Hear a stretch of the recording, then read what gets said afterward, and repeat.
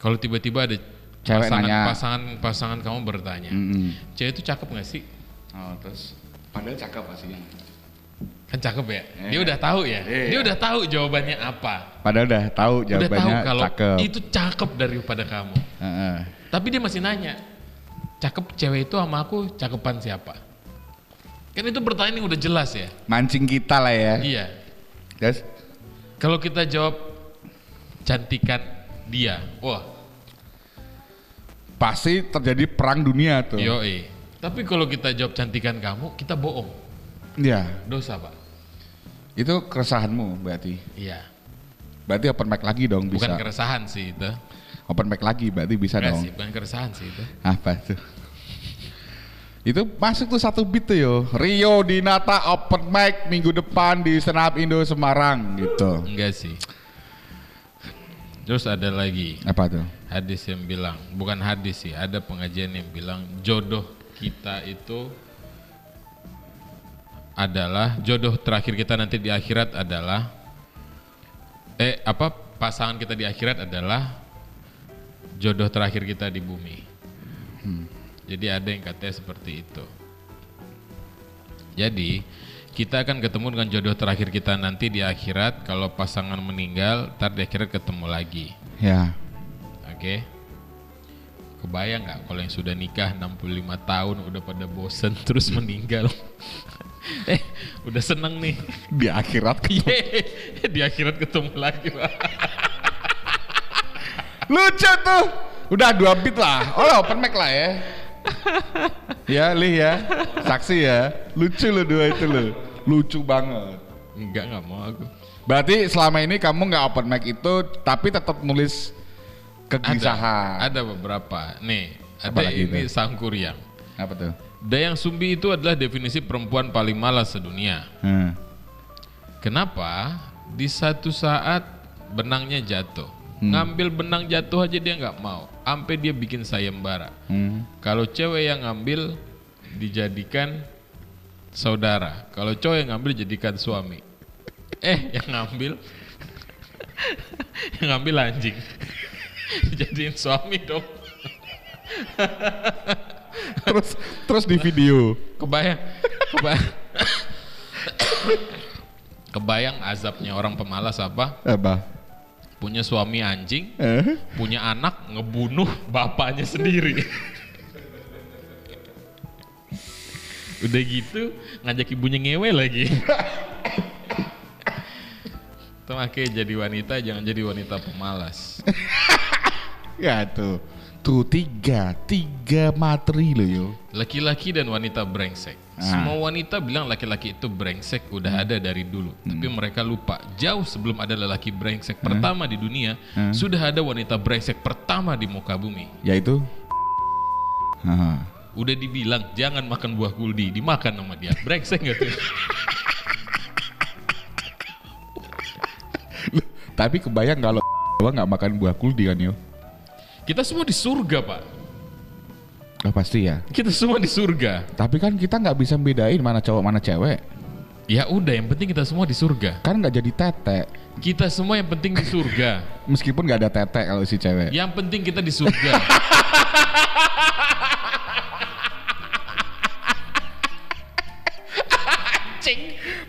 Materi kayak gini mau ya oke. Itu mungkin yang dinantikan sama ini kita udah mulai. Udah record ya tadi. Yang tadi dihapus ya Pak.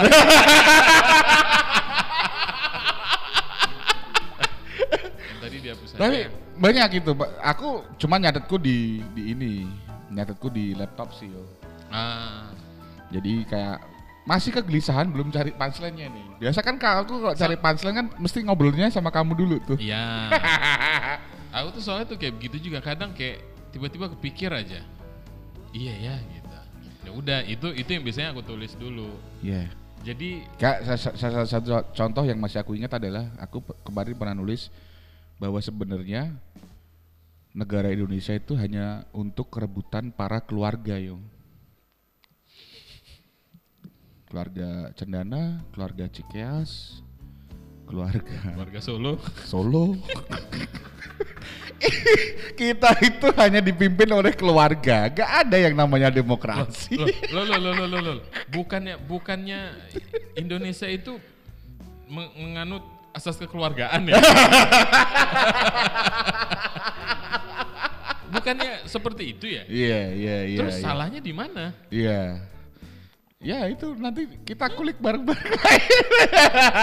Iya. Jadi ini mungkin yang nonton ini asal kalian harus tahu kita akan kembali di open mic. Aku kalau aku sih open mic sih udah. Sama ada kekhawatiran ini juga. Dalam kekhawatiran ngebom. Enggak, masalah ngebom masalah urusan gampang lah, banyak teman-teman kita yang ngebom juga gitu kan. Udah ngebom bolak-balik masih open mic aja. Yeah. Kok nggak sadar gitu. Iya. Terus udah gitu di bio-nya ditulis komika gitu lagi. Udah ngebom nggak masuk surga lagi kan banyak juga. Waduh. Beda, Bang. Itu ada kayak kegelisahan lagi yaitu orang menikah di Indonesia gitu kayak ribet gitu loh. Maksudnya salah satu syaratnya adalah kita mesti cari yang seagama gitu loh. Oh, jadinya kalau kenalan, maaf nih Ci gitu kan. Padahal udah tahu dia Cina gitu. Agamanya apa nih gitu. Tapi kalau siapa tahu keturunan Cheng Ho gitu. Cheng Ho kan katanya Muslim. Ya, tapi nggak ditemukan buktinya juga sih. Katanya, kan aku bilang katanya. Kan katanya. Gitu, jadi ribet gitu loh, mesti tanya agama dulu gitu loh. Tapi aku kemarin pas siaran itu ada baca berita katanya pengadilan negeri di Jakarta Selatan itu sudah bisa untuk menikah beda agama. Pengadilan agama, pengadilan negeri, sorry.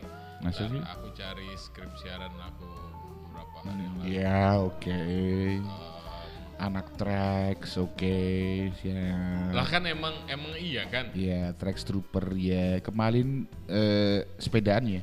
Iya, kita ada acara sepedaan. Di mana tuh? Laroka tuh. Iya, Laroka. Tapi nanti kalau rencana sih bakal ada chapter kedua sih sepedaan. Chapter kedua. Ini. Sama chapter sponsorship nggak ada tuh Laroka? Apa? Sponsorship ke kita gitu nggak ada. Wah, berat.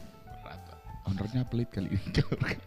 Nih, jadi katanya Pengadilan Negeri Jakarta Selatan resmi mengizinkan pernikahan beda agama antara Kristen dan Islam. Katanya keputusan ini diambil buntut dari pernikahan antara pasangan pengantin warga Kebayoran. Tuh.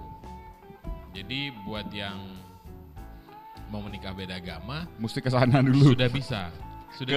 Ke Jakarta Selatan. Nah itu kan berarti KUA ya?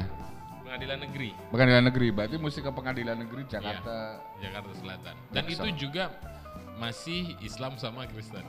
Oke. Kalau yang lain sabar, tunggu rame. Tapi nggak rame sih. Iya. Cuman kalau yang agama yang lain kayaknya ini karena belum ada putusan yang lain. Belum terlalu banyak yang menikah berbeda agama dan mungkin kurang vokal ya. Gitu. Makanya belum dikabulkan atau gitu. Betul. Dan perkara UMKM kita nggak akan promoin ini. Enggak. Ini bukan UMKM. Karena udah gede banget. Udah gede banget ini. Oke, kita pinggirin aja minumnya.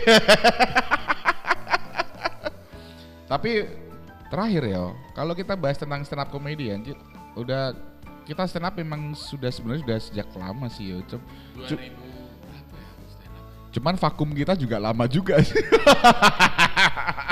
Lama banget. Aku stand up itu dari tahun 2013. Stand up Semarang pertama kali tahun berapa? 2011. Nah. Oh intinya yang kamu pakai flanel warna merah itu loh. Open mic ketiga. Iya, berarti 2011 sudah. Iya, pokoknya yang open mic pertama itu di mana ya? Itu di Tembalang tuh, di apa sih? Yang di sebelahnya. Ngeserep. Yang di sebelahnya Bubur Brewok. Iya toh?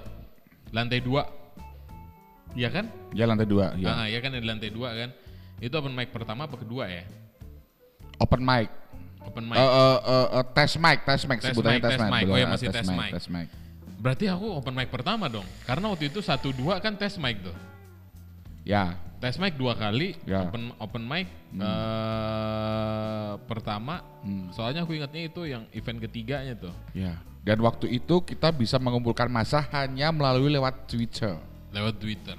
Tuh. Belum ada Instagram tuh. Wih, gila. Itu dulu ngerasa kayak rockstar banget ya zaman dulu ya. Apa kalau pas open mic itu yang nonton tuh bisa ratusan tuh loh yang datang gitu ya. Kita bikin tour sampai ke Cepu. Zaman dulu itu. Terus manggung di gedung kelurahan. Manggung di kelurahan. Bukan di kelurahan, balai desa, Drong. Oh, itu balai desa. Balai desa. Oke.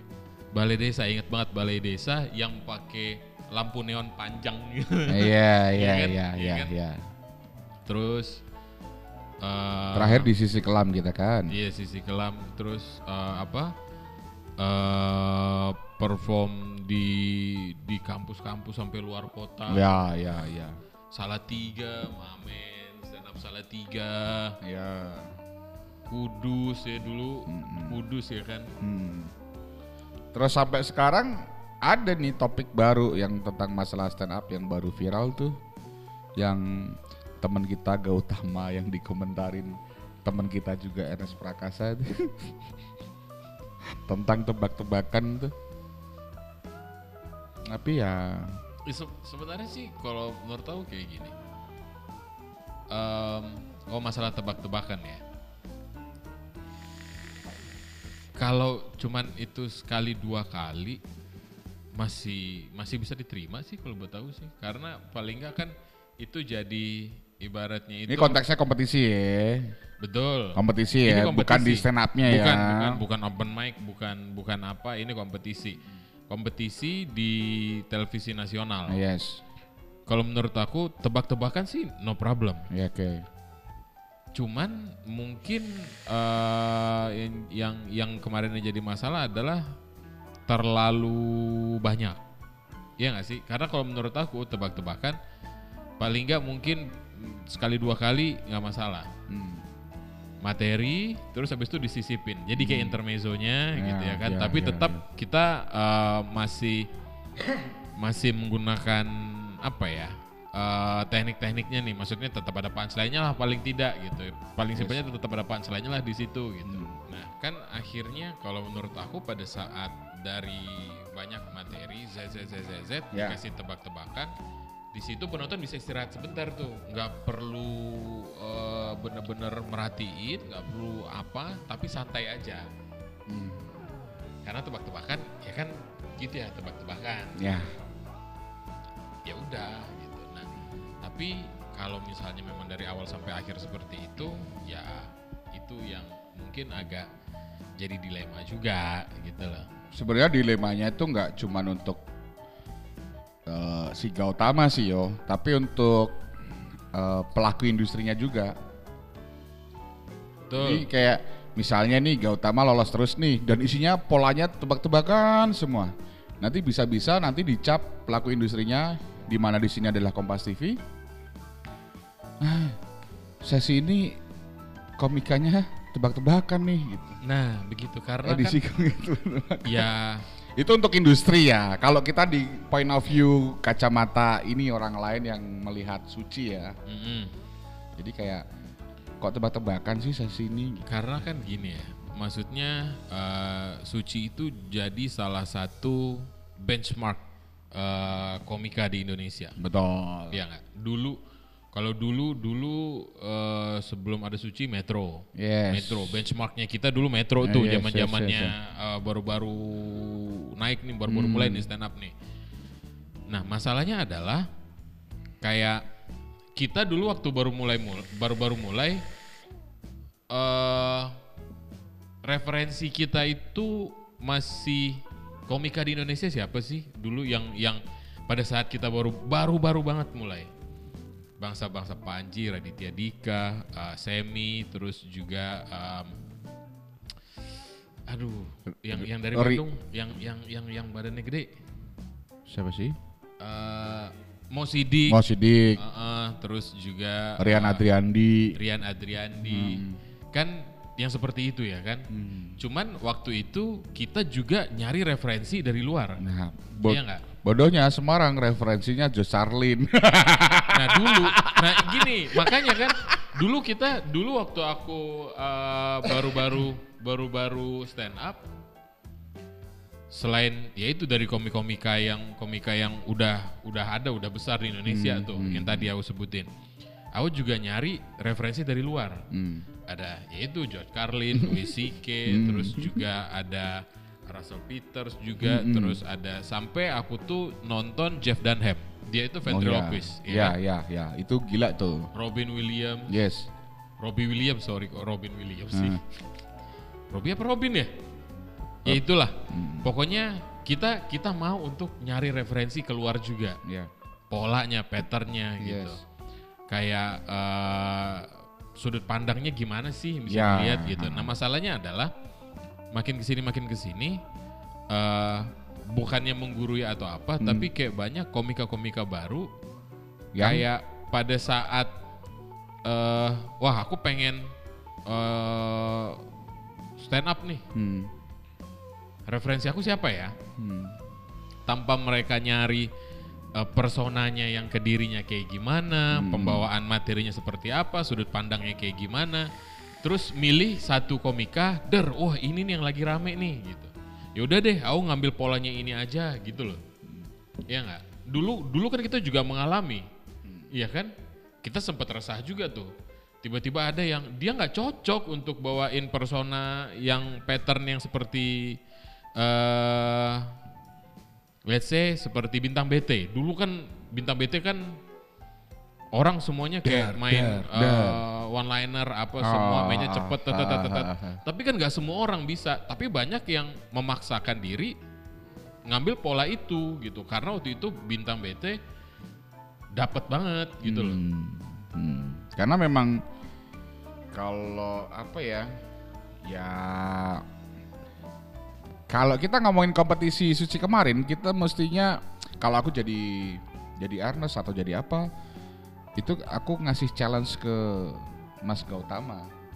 Bisa nggak besok kamu tanpa pola tebak-tebakan gitu? Ya. Gitu. Atau kamu boleh ini tapi tanpa ada pola tebak-tebakan. Itu kayak pola tebak-tebakan itu kayak pola-pola yang plesetan lah mungkin lah ya. Plesetan, lebih gampang cari tawa di plesetan gitu-gitu, hanya sebatas itu aja sih. Tapi mungkin sudut pandangnya Ernest itu takut kalau kebelabasan. Betul. Mungkin ya. Karena beliau ngomong bahwa ini sebenarnya nggak fair. Tapi kalau Ernest ngomong, ini saya takutnya kebelabasan nih, pola ini ditiru sama komika lain nih. Gitu misalnya. Atau jangan sampai nih Suci terkenal dengan pola-pola seperti ini. Betul. Kalau mungkin alasannya Ernest yang diomongkan adalah untuk keperluan industri dan lain sebagainya, dan untuk keperluan kemajuan komika-komika lain yang mungkin belum sukses gitu. Itu masih masuk akal, Pak. Itu masuk akal. Tapi yang nggak masuk akal adalah ketika Ernest berpendapat tentang seperti itu dan ada orang yang menyudutkan Ernest dan menilai dari perfilmannya Ernest. Nggak apple to apple sih menurut aku sih. Karena ya udah itu udah beda lagi gitu. Udah beda gitu. Maksudnya kita ngelihat Ernest as a comic, ya nggak ya? Yes. Maksudnya dia juga udah lama berkecimpung di dunia stand up juga, dan termasuk salah satu yang diperhitungkan juga gitu. Ya gini loh, maksudnya kita kan yang baru-baru itu adaptasi, ya nggak ya? Yes. Kita belajar, namanya ilmu aja kita harus selalu belajar. Ilmu Betul. aja ada baru lagi. Betul. Ya kalau yang kayak gitu aja kita udah nggak mau terima, apalagi bilang yo raiso toh nih aku yo kok ini gitu. Ya kan? Ya susah kalau begitu. Ya. Lagian yang ini dia laku kok, orang pada ketawa. Ya memang iya. Yang kayak begitu dia laku, banyak bikin orang ketawa, cuman pada saat nanti masuk ke industri, ya nggak begitu gitu loh. Ya. Toh, maksudnya secara sebenarnya kalau sudah di luar suci, Gautama mau memakai no problem. Tebak-tebakan no problem. Iya. Mau di off air, mau di tour, mau di open mic, terserah, silahkan.